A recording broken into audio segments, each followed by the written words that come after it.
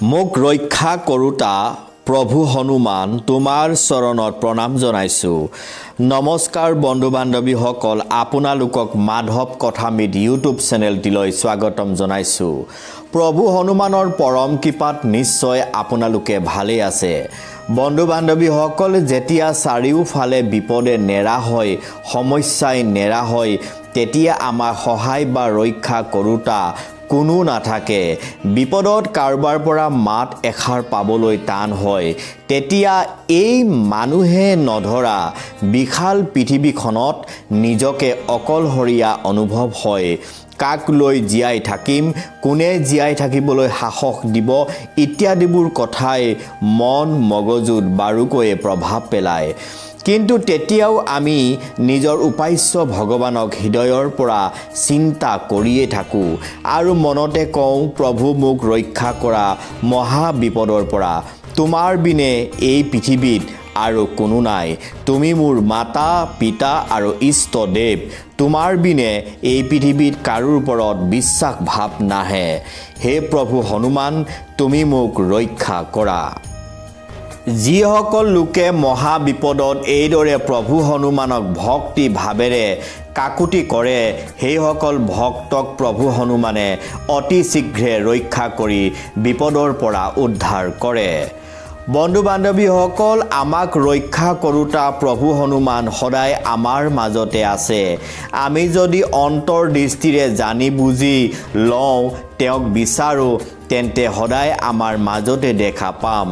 যিসকল ভক্ত মহাবিপদত পৰে, সেইসকল ভক্তক প্ৰভু হনুমানে সদায় ৰক্ষা কৰে। যিসকল ভক্তই সঁচা অন্তৰে প্ৰভু হনুমানক বিচাৰে, সেইসকল লোকে সদায় প্ৰভু হনুমানৰ উপস্থিতি উপলব্ধি কৰিব পাৰে। কাৰণ প্ৰভু হনুমান সকলো সময়তে ভক্তৰ হৃদয়ত বাস কৰে। বন্ধু বান্ধৱীসকল, সেইকাৰণে আমি সময় অনুসৰি প্ৰভু হনুমানৰ নাম মুখে গুণগুণাই থাকি তেওঁক স্মৰণ কৰি থাকিব লাগে। কাৰণ আমি তেওঁক যিমানেই স্মৰণ কৰিম, সিমানেই তেওঁ আমাৰ লগত থাকিব। ভক্তই স্মৰণ কৰিলে প্ৰভু হনুমানৰ দৃষ্টি ভক্তৰ ওপৰত পৰে। এই কথা হাজাৰ হাজাৰ ভক্তগণে অতীজৰে পৰা বিশ্বাস কৰি আহিছে। বন্ধু বান্ধৱীসকল, এটা কথা সদায় মনত ৰখা উচিত যে ইষ্টদেৱক স্মৰণেই আমাৰ আকৰ্ষণ বৃদ্ধি কৰায়। অৰ্থাৎ যদি আমি ইষ্টদেৱক স্মৰণ কৰি থাকোঁ, তেতিয়া আমাৰ প্ৰতি ইষ্টদেৱৰ আকৰ্ষণ বৃদ্ধি হয়। যিসকল লোকে প্ৰভু হনুমানৰ ভক্তিত লীন হৈ থাকে, সেইসকল লোকৰ ওচৰলৈ কেতিয়াও বিপদ নাহে। সেইসকল লোকৰ মৃত্যু ভয় নাথাকে। সেইসকল লোক সদায় সুখী আৰু সন্তোষী হয়।